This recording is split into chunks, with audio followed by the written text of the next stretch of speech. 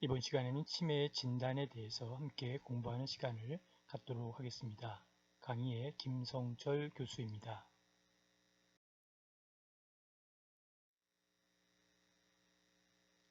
치매 검사는 만 60세 이상 어르신이면 누구나 보건소 치매안심센터에서 무료로 치매 선별 검사를 받아볼 수 있습니다.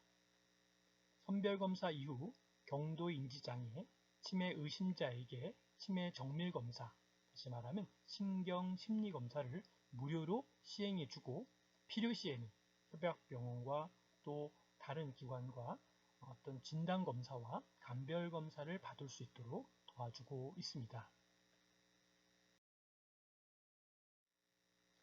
치매 진단 기준을 보면 치매는 다발성 인지장애와 또 일상생활 능력장애의 결함으로 나타나는 것으로 볼 수 있습니다. 그럼 먼저 다발성 인지기능장애는 무엇일까요? 기억에 대한 장애나 또 언어에 대한 장애나 시공간의 능력의 장애를 볼 수 있는 것이죠. 더 나아가서는 성격과 그리고 감정의 장애라도 볼 수 있고요. 그리고 전두엽의 기능장애 중 3개 이상으로 정의하는데 DSM-4에 따르면 바로 기억장애와 다른 인지장애가 하나 이상 있는 경우를 바로 치매다라고 정의하고 있습니다.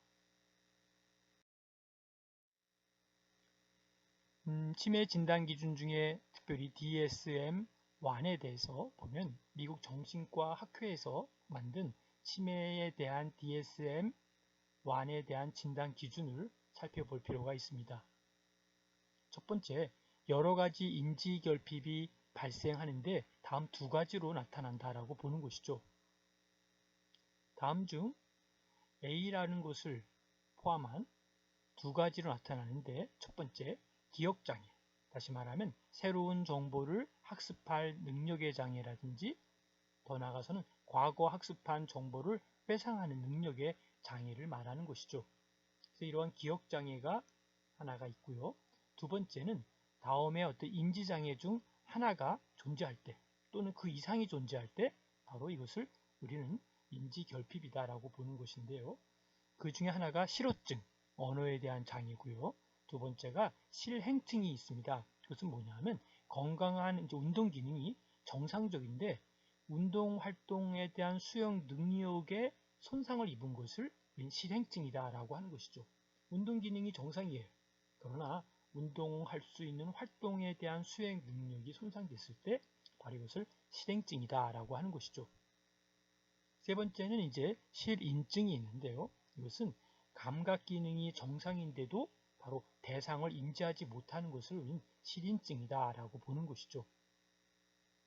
더 나아가서 네 번째는 실행 기능을 볼 수 있는데요. 예를 들어서 기획이나 구성이나 배열이나 조직이나 연결이나 추상 등을 일컬고 있습니다. 그 다음에 A1 또는 A2 기준의 인지적 결함에 대한 이 각각 이 인지 결함이 있는 각각이 사회적 또는 직업적 기능에 유의한 장애를 초래하고 더 나아가서는 과거 기능의 수준으로부터 유의한 감퇴를 나타낸다라는 것도 볼 수 있겠고요. 또 C 같은 경우 세 번째는 경과는 점진적 발생과 지속적 인지 기능의 감퇴가 특징이다라고 하는 것이죠. 그 다음에는 A1이나 A2 이 두 가지 기준의 인지적 결함은 다음에 어느 것 때문에도 아니다라는 것이죠. 그 중에 첫 번째가 기억과 인지의 점진적 결함을 야기하는 다른 중추신경계의 상태, 예를 들어서 뇌혈관계에 대한 그 장애라든지 이 뇌혈이 있지 않습니까? 뇌혈에 대한 그 관계 속에서의 장애, 더 나아가서는 우리가 잘 아는 파킨스병, 그리고 헌팅턴병, 그 다음에 경막 하혈증, 그 다음에 나름대로 정상압 수도증이 있고요. 뇌종양이 있다라고 볼 수 있습니다. 자, 그러면 주요 치매의 진단을 한번 살펴볼 텐데요. 우리가 많이 듣고 또 많이 알고 있는 부분이죠. 하나가 바로 알츠하이머병에 대한인데요. 알츠하이머형 치매를 우리가 살펴보면 그 치매는 정상적인 기능을 수행하던 뇌세포들이 특정한 원인 없이 서서히 죽어감으로써 개인의 인지 기능은 점진적으로 감퇴하고 성격의 변화, 그리고 대인관계의 위축, 더 나아가서는 사회활동의 제한은 물론이고 기본적 일상생활조차 어렵게 만드는 퇴행성 치매를 말하고 있습니다. 발병 초기 단계에서는 일상생활의 수행 능력이 좀 늦거나 또 대화 중에 얘기에 초점을 잊어버리는 정도에서 노년기의 건망증 정도로 잘못 판단할 수도 있습니다. 그래서 치매가 진행되면서 실언이나 또는 진압력 장애나 배회나 더 나아가서는 야간 창난증이죠. 야간에 창난들고 잘못 보는 거죠. 야간 창락 증세나 창난 증세나 또는 환상이나 망상 등의 증세를 뚜렷하게 나타나는 것을 우리는 알츠하이머 치매다라는 것이죠. 또 알츠하이머형 치매의 말기에는 고도의 인지장애가 수반되어 자신의 이름이나 가까운 가족도 알아보지 못하고 결국 자기 자신을 전혀 돌보지 못할 정도로 황폐하게 되는 부분을 알츠하이머형 치매다 이렇게 볼 수 있습니다. 자, 그 다음에 우리가 이제 또 다른 유형이 혈관성 치매인데요. 혈관성 치매는 고혈압이나 당뇨병, 그 다음에 고지혈증, 심장병, 흡연, 비만 등이 있는 사람에게서 잘 나타나고 있습니다. 정상적으로는 부드럽고 또 탄력이 있는 뇌혈관이 지속되는 고혈압이나 또는 당뇨병 등에 의해 딱딱해지고 두꺼워지고 그리고 혈관이 이제 좁아지는 거죠. 좁아지거나 또 막히거나 더 심하면 터져서 뇌의 원활한 혈액순환이 안 되어서 뇌 활동에 필요한 산소와 영양분이 공급되지 않게 되므로 나타나는 것을 혈관성 치매다라고 하는 것이죠. 뇌혈관이 막히게 되면 운동에 대한 장애가 바로 나타나고 치매가 곧바로 진행되지만 작은 혈관들이 막히는 경우에는 어때요? 처음에는 특별한 증상을 보이지 않지만 이것이 점점점 누적되면 바로 다발성 경색 치매가 된다라고 볼 수 있습니다. 다음은 파킨스병에 의한 치매인데요. 바로 신체의 떨림이나 손과 발의 관절의 마비, 그리고 언어에 대한 장애, 그리고 신체를 움직이는데 어려움을 보이고 말기에는 치매로 발전되는 경우가 있다라고 볼 수 있습니다. 약물을 복용함으로써 운동장애의 증상을 완화시켜줄 수 있지만 부작용으로 환각이나 망상이나 일시적인 혼란 상태나 비정상적인 움직임을 보일 수 있습니다.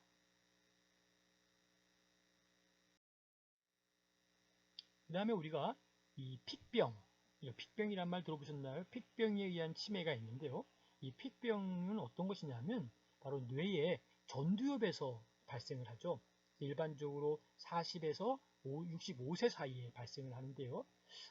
이러한 것의 주된 증상은 어떤 것이냐면 성격에 대한 장애가 오거나 행동에 대한 장애가 오거나 언어에 대한 장애가 오거나 심지어는 기억에 대한 장애이지만 초기에는 다른 장애가 일어나기 전에는 바로 기억 장애가 더 심하게 나타나는 경우가 많이 있습니다. 다음은 우리가 헌팅턴병에 의한 치매를 볼 수 있는데요. 이 헌팅통이라고 하죠. 헌팅통에 대한 것을 볼 때 이 헌팅턴병에 대한 치매는 일반적으로 30에서 50세 사이 굉장히 일찍 발생되는 건데요. 이 30에서 50세 사이에 발병을 하면서 주된 증상은 뭐냐면 이 지적인 장애가 오는 것이죠. 지적인 장애. 그리고 손, 그다음에 발 또는 얼굴에 대한 근육이 불규칙적이고 비자발적으로 자기와의 어떤 의지와 상관없이 움직이고 있는 것이죠. 그래서 성격에 대한 변화 또는 기억에 대한 장애, 말더듬, 또 판단력이나 정신적인 문제 등의 다른 증상도 동반되는 것을 볼 수 있습니다. 다음은 이제 알코올성 치매다라고 볼 수 있는데요. 알코올성 치매 같은 경우는 어떤 것일까요? 그렇죠. 우리가 코르사코프 증후군이다라고 하는데요. 이 증후군은 코르사코프 증후군 같은 경우는 기억력이 손상이 되는 경우와 또 그 밖에 계획을 세우고 또는 조직하고 판단하거나 더 나아가서는 대인관계 기술과 균형을 담당하는 곳이 가장 많이 손상되고 있다라고 하는 것이죠. 그래서 술을 끊으면 이 알코올성 치매 증상이 좋아질 수 있고 또 비타민 B1을 섭취하는 것도 예방에 도움이 되고 더 나아가서는 증상을 호전시킬 수 있다라고 보는 것이 바로 이런 알코올성 치매로 우리는 볼 수 있습니다.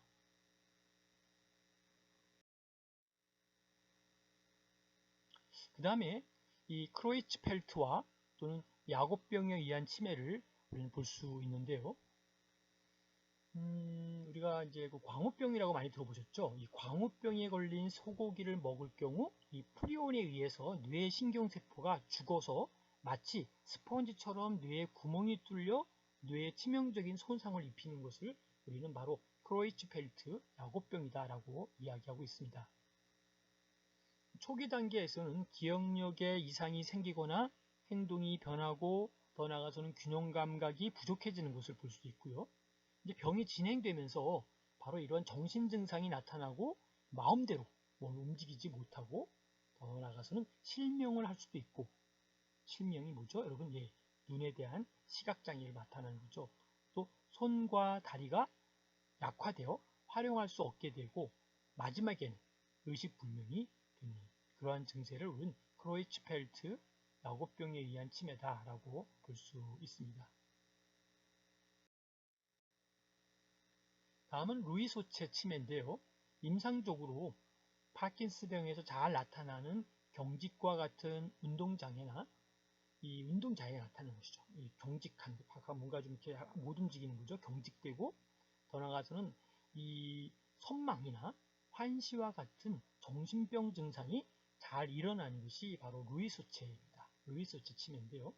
이것은 항정신병 약물에 대한 부작용이 나타나서 치료 시에 고전적인 항정신병 약물의 사용을 어렵게 하는 것을 볼 수 있습니다.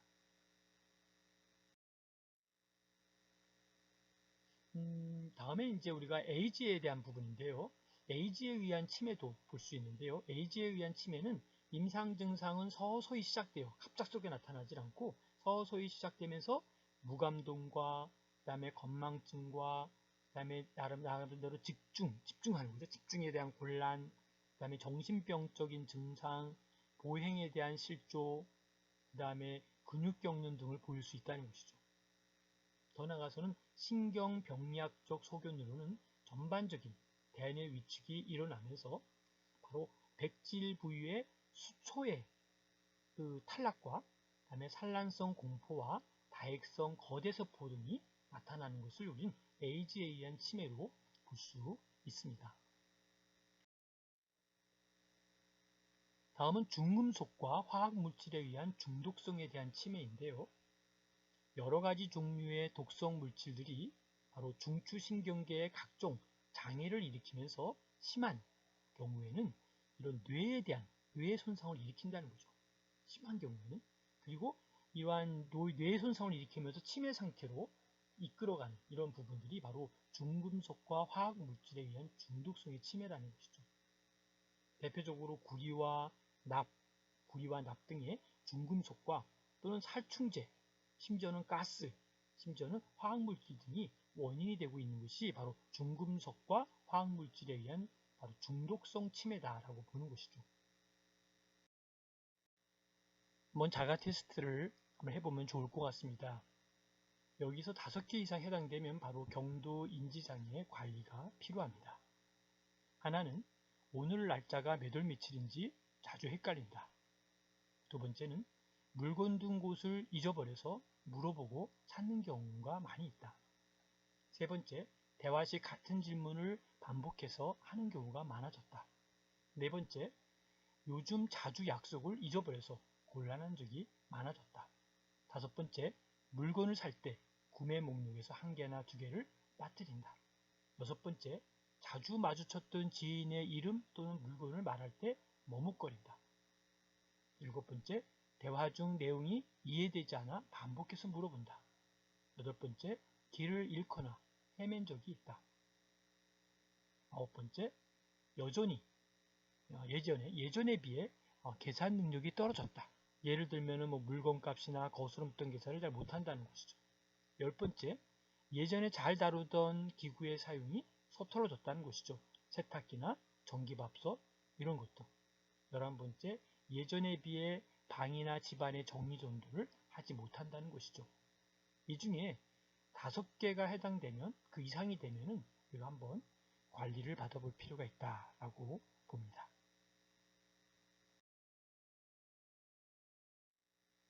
어떻습니까, 여러분? 치매에 대해서 보면서 우리가 많은 것을 생각하게 되고 진단하는 것도 우리가 새롭게 다시 많은 걸 배웠습니다. 끝까지 경청해 주셔서 감사드리고요. 질문이 있는 분들은 카톡으로 남겨주시면 빠른 답변 드리도록 하겠습니다. 감사합니다.